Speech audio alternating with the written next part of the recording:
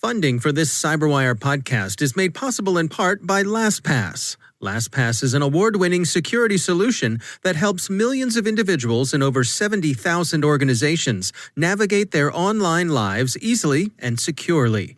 Businesses can maximize productivity while still maintaining effortless, strong security with LastPass. LastPass can minimize risk and give your IT team a breakthrough integrated single sign-on, password management, and multi-factor authentication solution.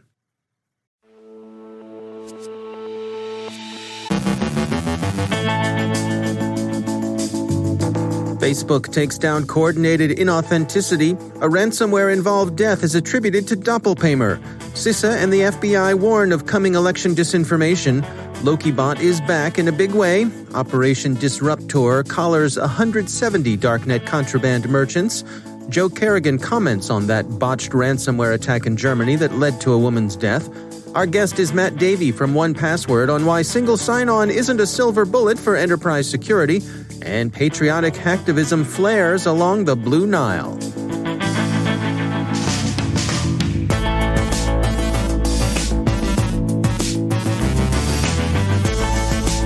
From the CyberWire studios at Data Tribe, I'm Dave Bittner with your CyberWire summary for Wednesday, September 23rd, 2020.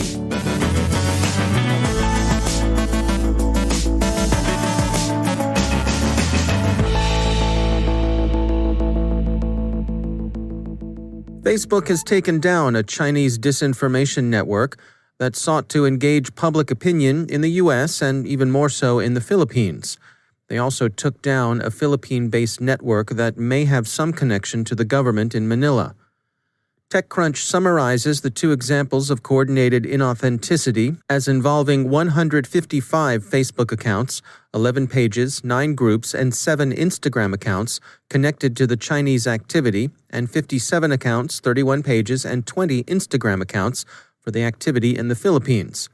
Graphica calls the Chinese campaign Operation Naval Gazing, and that's Naval, like the Academy in Annapolis, because it has to do with navies and supporting Beijing's expansive territorial claims in the South China Sea. The campaign is noteworthy for its use of AI to generate photos for account profiles. Expect to see more of this in future inauthenticity. It's also worth noting that while the provenance of Operation Naval Gazing seems clearly to have been Chinese, the precise connection to the government in Beijing remains obscure. The Aachener Zeitung reports that investigators have identified the ransomware implicated in a woman's death in Nordrhein-Westfalen. It was doppelpaymer. The victim died when University Hospital Düsseldorf had to divert her ambulance to another facility because its own admission systems had been rendered unavailable. Newsweek observes that doppelpaymer, a fork of Evil Corp's BitPaymer ransomware, is associated with the Russian cyber underworld, and German prosecutors are accordingly looking east. Their investigation is focused on negligent homicide, and to make that case, the prosecutors will have to establish that the woman had a chance of survival had she been treated in Düsseldorf. That's not yet known. The doppelpaymer infestation is said to have affected 30 servers at the hospital and to have gained entrance months ago, possibly in late 2019, by exploiting a now-patched Citrix VPN vulnerability. It appears that the gang's target may have been the Heinrich Heine University itself and not the university's hospital. The ransom note was addressed to the university. The New York Times says Düsseldorf police responded to the gang's ransom note to explain that they'd hit a hospital. At that point, the attackers stopped the attack and turned over a decryption key and then stopped responding. Much about the story remains unclear. The pattern in hospitals affected by ransomware has been they've found workarounds to continue emergency services even when admin systems and medical records were down, and that they've deferred elective and non-urgent care. But so many critical systems are now networked that a comprehensive enough crash might cause so much confusion and chaos that a hospital might go on diversion, with emergency responders told to divert patients to other facilities. It may be that something along those lines went on in Düsseldorf. Presumably more information will become available as the story develops. CISA and the FBI warn that foreign disinformation can be expected to call results of U.S. elections into question.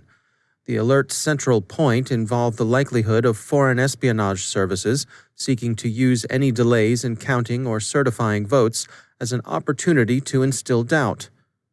The agencies warn, quote, "State and local officials typically require several days to weeks to certify elections' final results in order to ensure every legally cast vote is accurately counted. The increased use of mail-in ballots due to COVID-19 protocols could leave officials with incomplete results on election night.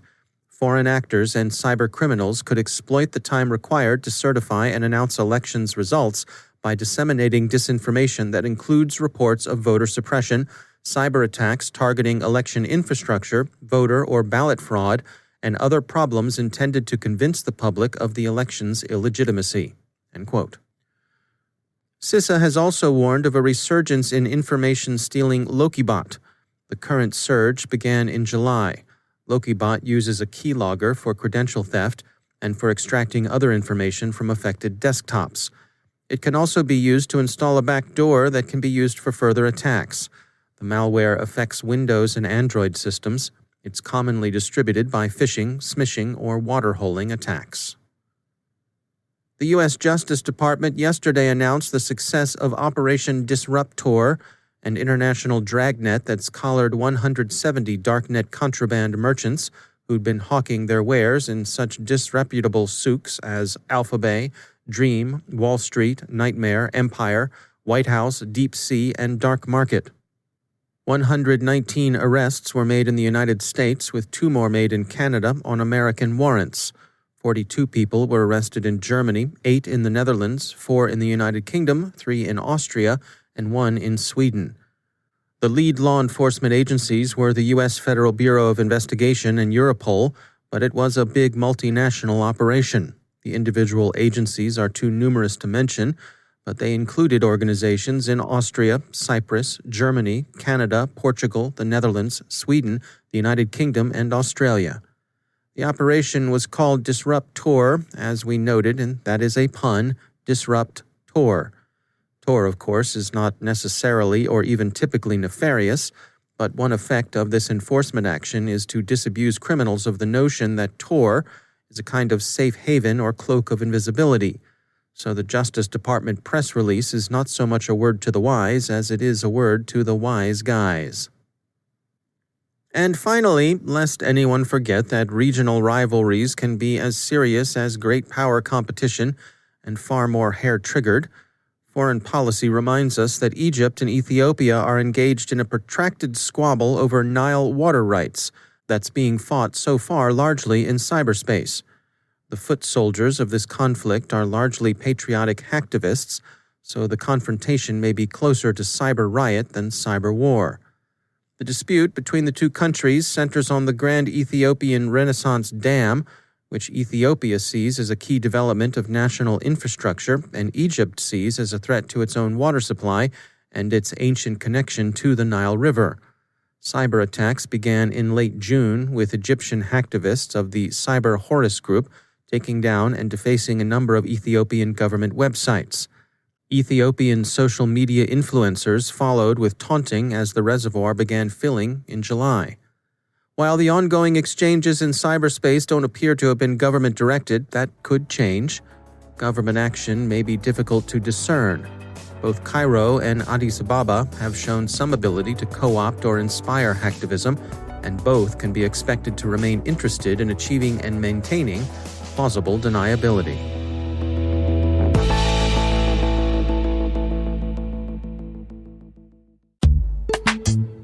And now, a word from our sponsor, Looking Glass Cyber.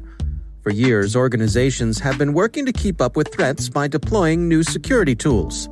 The result is a complex and inflexible security stack that is ineffective in today's micro-segmented, borderless, and distributed networks. To keep pace with the threats of today and prepare for the future, organizations need flexible protection around their unique network ecosystems. With a software-based approach to unifying your security stack, formerly disjointed tools can communicate with one another to disrupt and distract the adversary without revealing your defenses. With this flexible approach, security teams can easily scale their protection to fit their needs, with one integrated software solution requiring no specialty hardware. Meet Cloud Shield Eclipse Distributed Active Cyber Defense. Learn more at lookingglasscyber.com. That's lookingglasscyber.com. And we thank Looking Glass Cyber for sponsoring our show.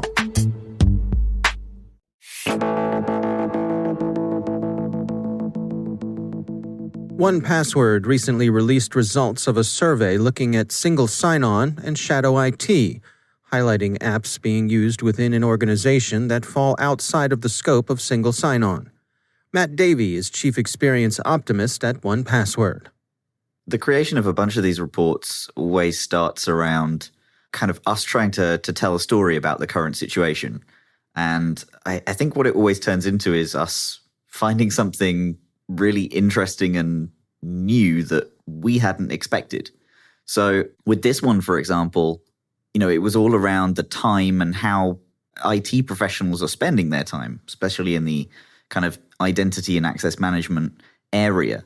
And what those people kind of spend their time doing, how we as a password manager can help with that as well. Well, lay it out for us. What's the reality here that folks out there are dealing with? So, there were some good points and some bad points, right? So what we looked at is over the course of a year, people actually spend a full month of work on tasks that are repetitive and mundane. Resetting passwords is a huge time suck for these people.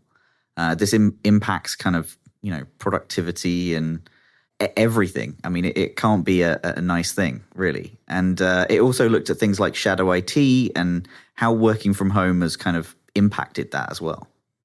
So when it comes to resetting passwords, is that something that people are hesitant to automate because of the security implications there? I think there's a bunch of reasons why you wouldn't want to install, any extra thing that can go wrong in that process. I think really just having an underlying kind of solution for that. And we believe that that's an enterprise password manager, right? Like there's one thing of telling someone to remember a password and then having to reset it every month. And then there's another thing of, being able to trust that person with their own security. Well, let's go through some of the other details that you all discovered here. What were some of the interesting things that stood out to you? So as I mentioned, there are good points to this as well. Prior to conducting our research, we actually feared that people would be more relaxed at home and more likely to slip up on kind of normal security behavior.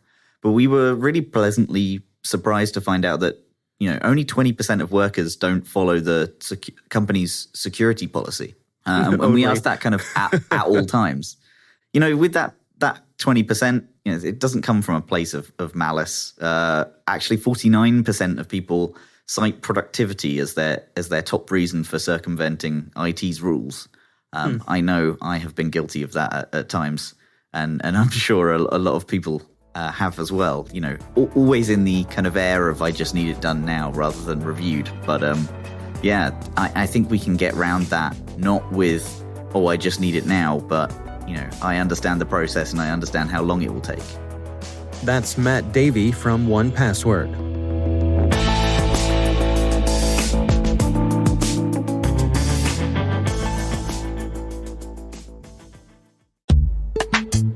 And now, a word from our sponsor, ExtraHop, securing modern business with cloud-native network detection and response. The massive shift to remote work has turned the reality of work on its head. With cloud and multi-cloud adoption, comprehensive visibility is more important than ever. But in order to protect your business, you need more than unified visibility. You need intelligence response workflows so teams can collaborate easily and act quickly. ExtraHop helps organizations like Wizards of the Coast detect threats up to 95% faster. As John Kreese, senior IT engineer, puts it, quote, ExtraHop is helping us accelerate cloud adoption by ensuring our workloads are secure. See how it works in the full product demo, free and no forms required, at extrahop.com/cyber. That's extrahop.com/cyber. And we thank Extra Hop for sponsoring our show.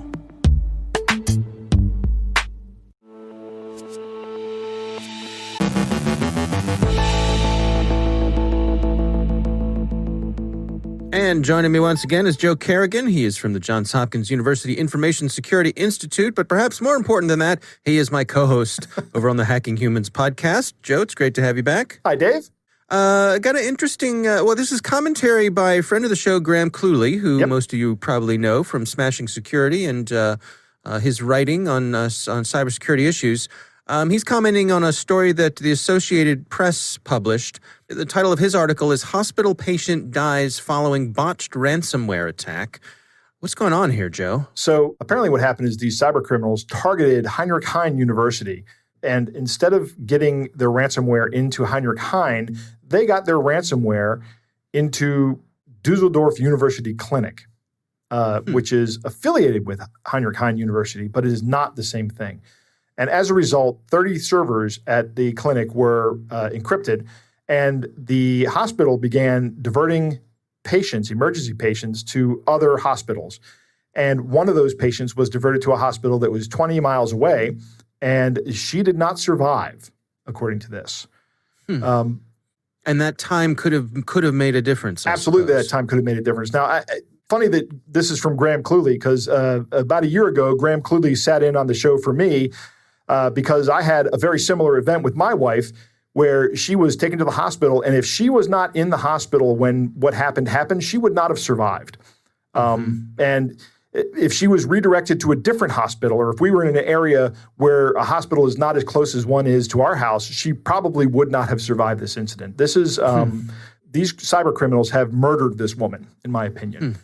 The police contacted the cyber criminals and said, your ransomware has gone into a hospital, not into a university, at which point in time the cyber criminals said, oh, here are the keys, bye. And that was it. Right. They must be wetting themselves. Right. Oh, crap. Yeah. I don't know if the cyber criminals know that they killed somebody, but the German police are investigating the hackers on suspicion of, quote, negligent manslaughter. So unintended consequences is something that got out of hand. Yep. Obviously, they didn't set out to cause anyone's death. Right. By direct or indirect action, but that's what happened. Absolutely. I wonder too, Joe. I mean, what are your thoughts on this? Because obviously, you work at Johns Hopkins University, which Absolutely. Johns Hopkins is also a highly respected hospital. It is. So this sort of thing, I could imagine happening to your home organization. Yeah. People try to do it every single day. We have one person who is in charge of the information security for all the organizations outside of the Applied Physics Laboratory, and that is the CISO of the organization. And he is responsible for security at the university and the hospital and all the different schools, as well as Kennedy Krieger. So all these different organizations fall under his purview, and I think that's important to have is some kind of unified security vision that allows an organization like Hopkins to provide the kind of security and to see the movement of this kind of data around the networks. This particular case in Dusseldorf may not be as clear-cut because these two organizations, the university and the hospital, are affiliated, but they are not under the same organizational structure like Johns Hopkins University and Johns Hopkins Hospital are. Right. Well, I mean, it's certainly a tragic outcome here of, I suppose, people say with things like ransomware, oh, what's the real harm? Yeah. Someone gets their files locked, maybe there's financial loss, oh, people have insurance and so forth. I think this takes it to another level and points out that in this case, it seems accidental that the ransomware folks, they accidentally hit the wrong target. And as a result of that, directly or indirectly, someone lost their life. Yeah, Graham says at the very end of this, he says, I'd like to think that someone might read about this case and think again about committing an attack. I would like to think that too. I don't know that this is going to have much impact on ransomware attacks. Well, and we've seen ransomware folks go directly at healthcare organizations. Absolutely. That is their target. Because of this sort of thing, because lives are on the line. Exactly. We've seen them go after a lot of smaller healthcare systems, and a lot of times these guys pay up because the life is more important. Right. All right. Well, again, this is over on Graham Cluley's website. It's titled Hospital Patient Dies Following Botched Ransomware Attack. Joe Kerrigan, thanks for joining us. My pleasure, Dave.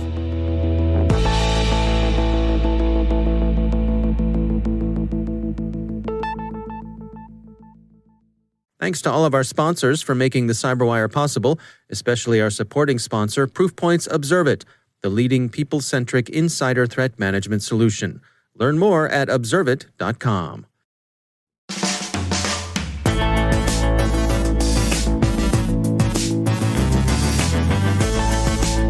And that's the CyberWire. For links to all of today's stories, check out our daily briefing at thecyberwire.com. And for professionals and cybersecurity leaders who want to stay abreast of this rapidly evolving field, sign up for CyberWire Pro. It'll save you time, keep you informed, and it's stronger than those bargain brands. Listen for us on your Alexa smart speaker, too. The CyberWire podcast is proudly produced in Maryland at the startup studios of Data Tribe, where they're co-building the next generation of cybersecurity teams and technologies. Our amazing CyberWire team is Elliot Peltzman, Puru Prakash, Stefan Vaziri, Kelsey Bond, Tim Nodar, Joe Kerrigan, Carol Terrio, Ben Yellen, Nick Valecki, Gina Johnson, Bennett Moe, Chris Russell, John Petrick, Jennifer Iben, Rick Howard, Peter Kilpie, and I'm Dave Bittner. Thanks for listening. We'll see you back here tomorrow.